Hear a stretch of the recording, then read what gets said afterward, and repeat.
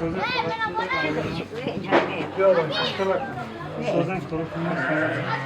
çıkarlar savunması. Şey zorsuz da kasal buldum. Henüz counter saat şurada. İnşallah, inşallah. Ay küçük burada. Çıkan mı dese? Olur hiç. Ya geçsene metona. Karışıya çukurdan metona.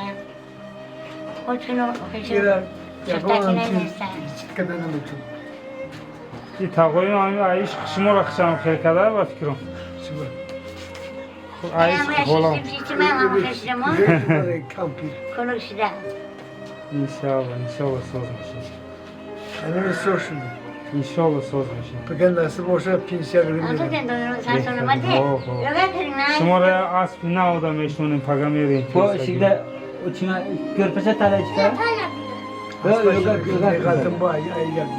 Ne aspi dige xilofı. İkhili. Oo. Ne diye ikhili? Aspina olmuyorum sonra. İnşallah savuş demem. Bir de taga bu. Hani ki farsıdaşı da gelen. İlk kurunaş. Ay xolam navtar ayam. Ne mi? Aynen mi yazamaz? Ay şuma kafida budak bu. Ha iruz ya taşa ivaz mekinin bu.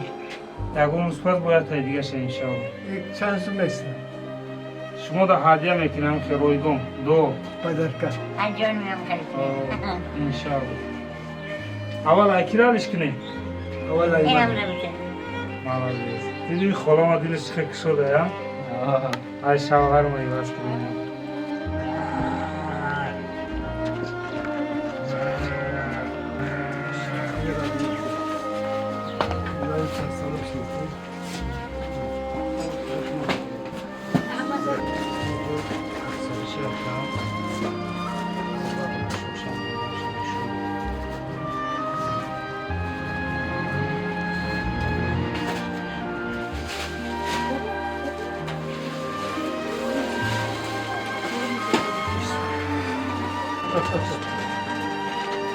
Marama bulayı Evet. kuyak aspina alda svoşi. Son soyurum bilmiyorum. Umur bir. Yıkılmayın mı? Anam da. Yine bir ayağım. Hayır, hep şöyle dost deneyin. İnşallah. Ha? Soyun roşti. Ko ayfine udobnjaj. Hadi bakalım. To me to ne kada. İ top doğru mu? I ne tog nadora, ne bobin Anladım. i tormuz ay ton. To tormuz nekada. Ana kale ne isterdi? Ne zıkı bilen anlar. Ne şort ne gidiyor şunu. Ay her bir taraf tormuz olur. Rahmat. Rahmat. İlayım unuttum da roşo boyu padala şey. Vallahi başa olmaz.